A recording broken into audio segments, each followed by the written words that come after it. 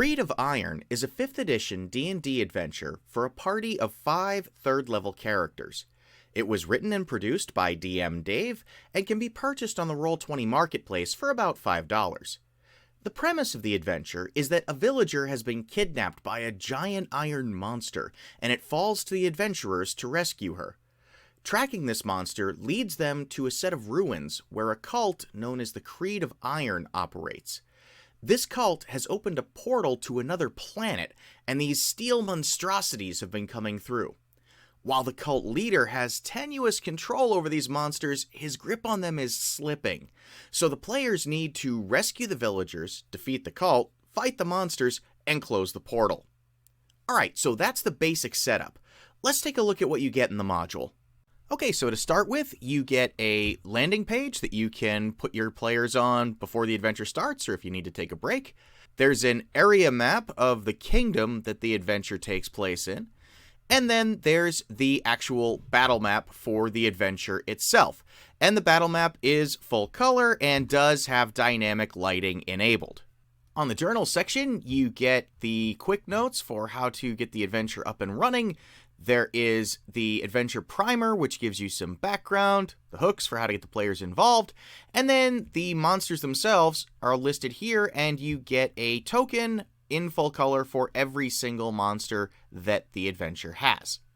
Now, the basic flow of the adventure is the players come into Area 1, and they're going to then fight their way through the cultists and ultimately get over to the boss fight here in Area 7. The people that they want to rescue are down here in Area 9. But let's talk about what you actually are going to be going through as you move through the dungeon here. When you come in Area 1, this dais here has a ruby crystal on it, which is a trap. And essentially, anyone who gets within 30 feet of this crystal, so basically the minute the players step off of these stairs and into Area 1 proper, they are subject to the crystal's effects. And essentially what happens here is when you're within 30 feet of that crystal, you have to make a DC 10 con save, or you start to sink into the floor as if the floor is made out of quicksand. So that's something that the players are going to have to deal with right away. If the players, manage to get to the crystal and they actually touch it, then there's a table that you roll on to see what happens, because this crystal has some really wacky magic going on within it. And some of these effects are harmless or moderately beneficial, like being permanently under the effects of a levitation spell, or they're pretty bad, where you get automatically turned into an Ankeg. So, a little bit of fun there, but again, depending on your DM style, you may want to give the players some warning that this crystal is bad news. There is no indication otherwise that there is something bad about to happen with this crystal when they step into the area. So depending on what kind of a DM you are, maybe you want to have like a rat scurry in front of the crystal and the crystal shoots a red beam at it and the rat sinks into the floor. Or, maybe you just want it to be a surprise. Either way is totally fine. Again, depends on how you and your players like to do the game. Once you get past Area 1, you're going to come in here to Area 2, which is the Chapel of Blood. So all the people that the cultists kidnap, they kill, they drain their blood into this basin, they use that blood for fuel for their magic rituals, and then they throw the corpses down here into Area 3B and 3A, which is where there are a couple of ghouls that will eat the corpses and thus, keep a happy little ecosystem going on here. So players will come in here, they'll fight the ghouls, they'll fight the cultists, and then ultimately they're going to move through up here into Area 4. Now, Area 4 is where we're going to have our first experience with the Steel Ones. The Steel Ones are the monsters that have been coming through the portal to that other planet. And as you can see, they're these large aberrations that are basically made out of metal. They kind of remind me of the Sentinels from the X-Men comics. So you've got these big hulking monstrosities that just, can beat the crap out of things. They've got a ton of hit points. They've got a really high armor class. These things are CR 7. And remember, this adventure is written for players of 3rd level-ish.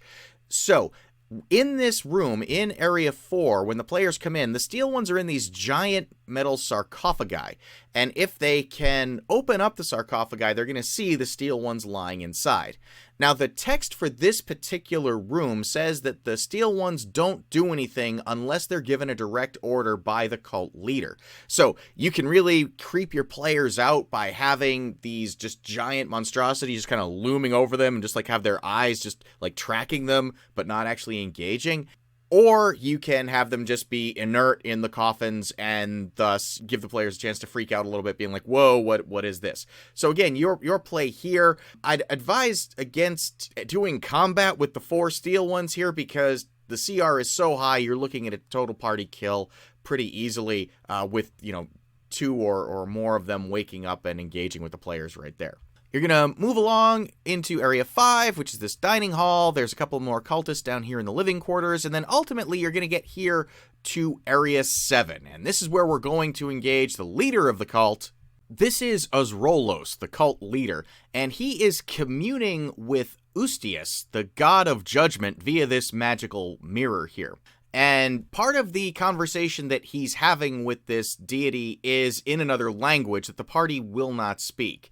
But then, about halfway through, the conversation does switch into common, so you can kind of give your players a little bit about what's going on within this. Now, here's the thing. At this point, there is 1 Steel One in the chamber and Osrolos, and then this living space down here gives 2 more cultists to come running into the room. So the party is going to come in through this narrow hallway, so they're going to get choke pointed right away, and then the Steel One is going to be right here. So it's possible that the Steel One can flat out just step up and block the party in and just kind of, mash on them, or they can come into the room and then the Steel One could actually just step back and seal off the exit, preventing the party from getting away. Your choice again there. Because the Steel Ones are large and these passageways are just big enough for a medium character, the Steel One is going to have to squeeze to pursue the characters through the rest of the ruins. But again, that loans itself to some really nice cinematic things. If you remember the X-Men cartoon from the 90s, the Sentinels would often just like burst through walls. They'd punch through doors and, or doorways would explode around them because they were so much bigger. Just have them marching down the halls, destroying the hallways, pursuing the players. You could do stuff like that. So again, really nice cinematic effects there. The players can defeat Osrolos and the Steel One, hopefully. And then down here in the dungeons in Area 9, this is where all of the prisoners are currently being held. And Rahael here is the villager who was kidnapped that kind of spawned the whole adventure. There's another boy named Pan down here who is in this cell. And then there's another character named Construct Jen here in 9D. And the adventure gives a good chunk of background around Construct Jen. I think that in the overall campaign setting that this adventure is from, she's important, or a main NPC. She sounds like she has a pretty interesting background, and I think that she might be a good contact for players to have in the future. She's the type of character that you could bring in later on down the road if the party ever found themselves getting captured or something like that. She could be the one to spring them out. Now, the portal to that other world is down here in Area 10. And this is the part of the adventure that I found lackluster. I mean, we've got a portal to another planet right here. And yet the adventure doesn't talk about anything happening here. There are some bones on the altar that are being used in order to sustain the portal, to keep it open. But nothing comes through the portal. There's no, necrotic energy aura happening here. Nothing like that. So if the bones get disturbed and Osrolos back here in Area 7 is still alive, he's got a mental ping that's going to go off and alert him to that. He'll come down to attack the party and make them put things back. But honestly, this felt like it needed something more. So what I would recommend when you come down here, and again, depending on how the party is doing, have a monster come out. Take something that's native to the ethereal plane or something like that, and have it come through just so that there's more of a threat around this portal. Because as it is, it's like you just disturb the bones and the portal shuts. And that just feels anticlimactic. We've got something going on here to a whole nother planet. The players can't go through the portal. If they try to, they'll get disintegrated. But stuff can come through from the other side. And so that there should be something either trying to come through, maybe there's a big monster, the players see it charging towards the opening and they need to seal it in time or something like that. But spice that up a little bit, because that really feels like it deserves a little bit more oomph. Okay. So all in all, this is a really tight little adventure. It'll probably take you about 3.5 to 4 hours to play. I had a couple of other things I wanted to mention about this that I really liked.